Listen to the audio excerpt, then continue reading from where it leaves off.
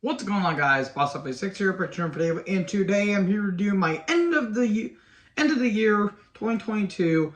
And this time, well, I already talked about the music and I talked about the movies. Now let's talk to my second favorite thing of the year, which is the wrestling.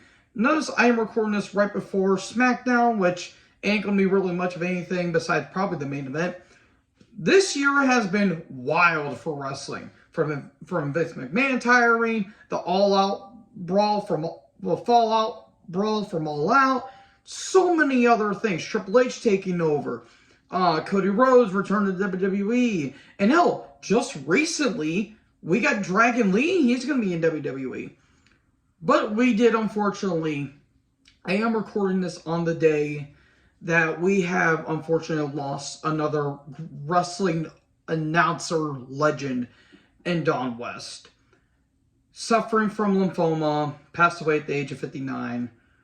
Rest in peace to him and his family. I saw on Twitter Mike Tenay and I think his wife announced the passing of him, which that sucked.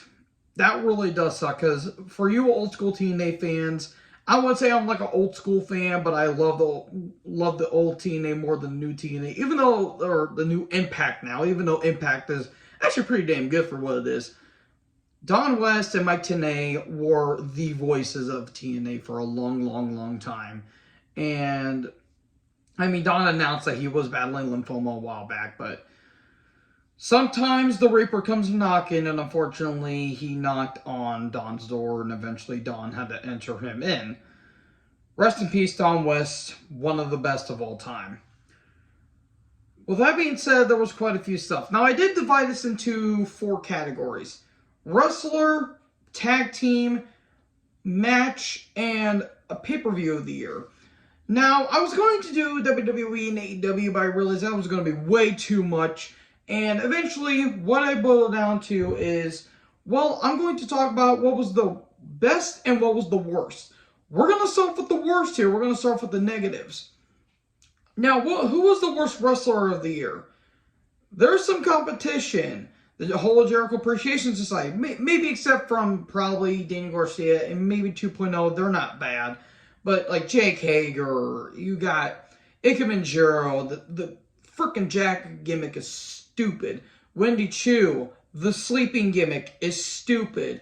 Good Brothers, Moose, so many others. I'm trying to think off the top of my head. Even though he's a good wrestler, he's bland as hell. Austin Theory, just so many others I can name off the top of my head. Orange Cassidy. There's just so many others I could have named. The Elite, to name a few. But the one person that I went through is not WWE, not AEW, not ROH, not even New Japan, not even Impact. But the man that is holding right now one of the most prestigious wrestling championships of all time. The 10 pounds of gold. If you guys know NWA, you have legendary wrestlers that hold it. From the Funk Brothers, Dory Funk Jr. and Terry Funk. You have, Ric Flair, Barry Windham, Dusty Rhodes, and just so many other greats. But who is holding the World Heavyweight Championship at NWA? None other than the Funkasaurus himself, Tyrus. Watching this man wrestle hurts me, because this man can't walk. He is gassed by the time he gets to the ring. He cannot walk. He can't move. He is literally a moving statue.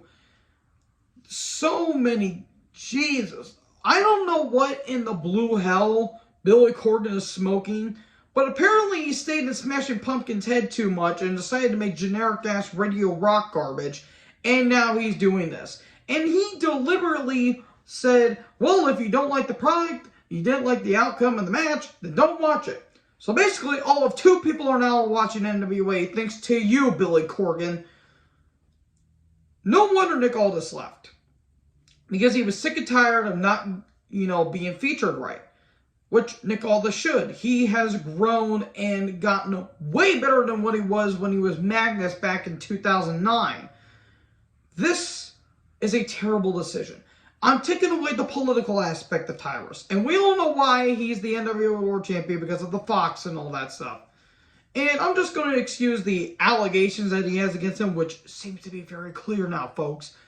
Hearing this guy talk, he sounds like a total douche. I cannot bear this guy's name. He is awful. He's a terrible promo. He's a terrible wrestler. He is the worst wrestler of this year, bar none. Worst tag team of the year? I'm going to have to go with the Elite. I was thinking about the Viking Raiders, but at least they had a name to them, and now they're just being Dungeons & Dragons cosplayers for some reason. But no, I went with the Elite because they are not wrestlers. They are overgrown children that want to do whatever the hell they want to do and suffer no consequences and have a terrible referee in Rick Knox and do the same damn thing. They literally do the same damn thing. These matches that they've been having with Death Triangle are some of the worst matches that AEW has had in their, almost 4-year career in history? Jesus H. Christ. Who wanted a best of 7 series with these guys? Seriously, I love Death Triangle. I love Pac. I love the Lucha Bros. No one loves the Elite. If you're from Chicago, you sure as hell don't love them because of what happened with them and Punk. But this has been terrible. They are not wrestlers. When you occasionally want to give two goddams and actually want to have chemistry and storytelling, then sure, I'll give them the benefit of the doubt. Hell, the Bucks versus Omega and Ibushi, the Golden Lovers at Strong Style Evolve 2018, was great. Page and Omega versus the Young Bucks at Revolution 2020 was a great match. I will acknowledge them when they put on good matches. This is not wrestling. This is ballet disguised as wrestling. This is horrible. The same flip-the-doo-dah bullshit they've been doing ever since they were in TNA, and it has been getting worse. Not to mention they are pricks and have egos the size of a buffalo's ass. Okay. Now that that's out of the way. Now that I pissed off all the Elite marks, what was the worst match of the year? There were some contenders. Again, the best of 7 series between Death Triangle and the Elite is terrible. Let's see, Adam Cole versus Orange Cassidy in the Lights Out match. That was terrible. The Johnny Knoxville versus Sami Zayn Anything Goes match. I know people like that match. I thought it was stupid. There was a 3-way tie. The Knoxville-Zayn match, Jericho and Eddie Kingston, and the Barbara Everywhere match. That is the worst match in AEW right now. Bar none. I would go as far as say that might be the worst match that AEW's ever done, because it is a bland feud that's been going on forever. And we were eventually going to get Sammy versus Eddie, but since Sammy had to be a little prick backstage and then decided to get his comeuppance, we never got that. But the one match that made me not want to watch this brand, and if you guys have been noticing, I have not been reviewing the show since then, is from NXT. Go figure. This show is in shambles, it feels like. Wendy Choo versus Tiffany Stratton in a Lights Out match. Go to hell with this match. This match was horrible. This is one of the worst women's matches I've seen. This may be worse. Well, no, I wouldn't go necessarily that far, but this is terrible. This may be worse than Jenna Maraska versus Sharmell from Victory Road 2009. And that match is absolutely abhorrent. That is a failed abortion dumpster fire that deserves every slander that it gets. This is almost worse. Tiffany is not a bad worker, and neither is Wendy. These are two terrible gimmicks. It is horrifically bad. You have someone that's playing like a daddy's princess, and you're playing someone that's playing a wrestler who wrestles in pajamas. Pajamas. That is stupid. That is incredibly stupid. This match was horrible. It was one of the worst hardcore matches I've ever seen. God, whoever decided to green like this, most likely Sean, should have been fired into the cannon while they had a cactus stuck to their ass. God, this match could go suck itself for all I care. Okay. What was the worst pay-per-view of the year? This one was kind of tricky because on one hand, you can make an argument that the Royal Rumble from this past January was bad. And I will agree, as someone that was there, I was there. It was okay. The Rumble matches weren't really that good, especially, well, maybe the women's was a better one. The men's match was pretty bland. But you had some good matches. I like Lashley versus Brock, even though it went a bit short. I love Rollins versus Reigns. That was a really good match. And there were some fun moments with the women in the Women's Rumble. And there you got some duds, like the mixed tag match I didn't care for. Nothing against Piper and nothing against Becky, but they got no time at all. And the men's Rumble match was a pretty predictable. There were two contenders. Forbidden Door and All Out. I went with All Out, only due to the fact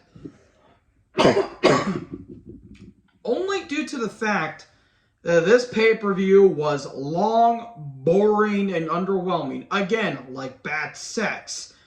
Forbidden Door, for as long as it pretentious it was, at least it had some good matches. Like, the big standout was Claudio versus Zack Sabre Jr.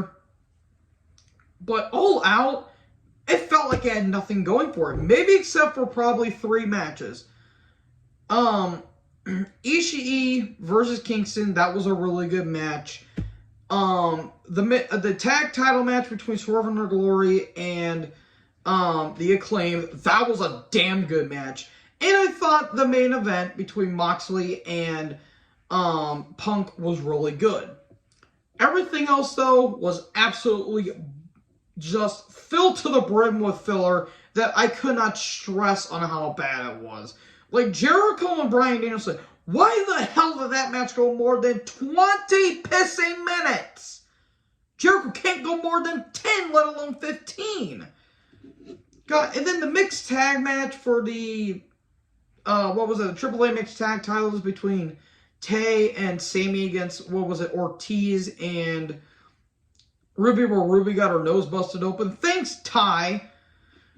Or Tay, whatever the hell your name is. I don't care, you're an idiot. By the way, they got their title stripped, by the way, because they weren't showing any dates. So, good job, you idiots. It was just not a good pay-per-view. I just did not like the pay-per-view at all. And the Trios Tag Title match, I didn't care for. It just, everything about this pay-per-view that went wrong. And, of course, we all know with the media scrum. So yeah, that basically was the worst pay-per-view of the year, in my opinion, All Out. Let's go on to the best. Who was the best wrestler of the year? There were some pretty big standouts. Seth Rollins had a really good run. Even though he took a lot of losses this year, he did a lot of good stuff. Bobby Lashley, Gunther, hell, even Brock. Brock was fun for a while. Sheamus really come to his own. MJF is one of the best going in the industry. Ricky Starks, Jon Moxley, who's been carrying AEW on his back for a while. Darby Allin, Wardlow, Becky Lynch when she came back. Bayley's been on a hell of a tear. Rhea Ripley, because yes, Kazuchika Okada, Tanahashi, Naito, just so many greats. El Desperado, he's had a hell of a year. Jonah, he's had a breakout year. So many greats. But there's all but one. And there was 2 contenders. Roman Reigns, or the one I eventually went with. It's got to be Bianca Belair, folks. It's almost a gimme. This woman has been putting it 110% almost every time she's in the ring. Even if it matches she didn't care for, she was extremely annoyed, she was still 100% giving to it. She's had a breakout year. This was really good stuff. This was a phenomenal year for the EST of the WWE. And I just had to pick her. There were so many other great too. I could have went with Zack Sabre Jr. as well. This was a really great stuff. Tag Team of the Year. I could have went with the Acclaimed, and I was about to go with the Usos. It's got to be FTR. because FTR is the best tag team in the world going right now. Matt and maybe the Briscoes and maybe Guerrillas of Destiny, because I don't want Ming to kill me. It's got to be FTR. FTR is the best tag team going today, and the fact they have not won the AEW World Tag Titles, when they won the AAA Tag Titles, the IWGP Tag Titles, and the Ring of Honor Tag Titles is a damn crime and a half. Not only did they lose the Ring of Honor Tag Titles at Death Before Dishonor against the Briscoes in a double dog collar match, they just recently, from what I heard, they lost the AAA Tag Titles. And their contract's coming up in April. And if they go back to WWE, Tony Khan is basically screwed. That may give us a little bit more, shine to the tag division in WWE, because God knows they need a lot of star power there. So yeah, FTR. I could have also went with the Creeds, because the Creeds have had a pretty damn good year, but it's got to be FTR. Match of the year. I said this once, I've said it 100 times. I already did my review of it when I talked about Clash of the Castle. Sheamus versus Gunther. The best IC title match since Ziggler versus Miz. I'll even go further than that. Probably the best since... Ooh, God, there was a lot of great IC title matches. I would probably say the best. In terms of hard-hitting, God, that's actually kind of a tough one now that I think about it. I might come back to that maybe later on, but Sheamus vs. Gunther, 5 stars as it always should have been given. The crowd gave Sheamus his appreciation that he's supposed to have. This was really great stuff. I cannot give these men credit because, Jesus, those chops hurt. Now, what was pay-per-view of the year? This one was kind of tricky, but I just talked about it, and I'll say it again. It's Clash of the Castle. Every match delivered, except for maybe the SmackDown Women's title match that was kind of a filler. But even then, that was actually a pretty good match. The one thing that would have changed is the main event ending. Drew should have won. Looking back in hindsight, I understand why they did it. But they had Drew right there. They should have just gave it to him. Even if he dropped the... If it was for one title, they should have given it to Drew. But for both, I felt like Reigns would have won regardless. They had Drew right there, but they unfortunately didn't pull the trigger. And unfortunately, Drew is suffering from like an injury, or he's probably sick right now, which, yeah, it's kind of sad if you think about it. But yeah. Clash of the Castle, one of the best pay-per-views the WWE has done in a while. So anyways, that is it, folks. That is my end of the year for the wrestling stuff. Now, the next one, most likely, I'm probably going to be doing tomorrow, is my thoughts on this year, what's going to be happening in 2023. I'll probably just do a channel update on that, and I'm going to give the shout-outs. So, thank you guys for watching this video. Make sure you guys like, comment, subscribe. Tap the little bell for more notifications. Join the herd. I'll talk to you guys next video. Peace out.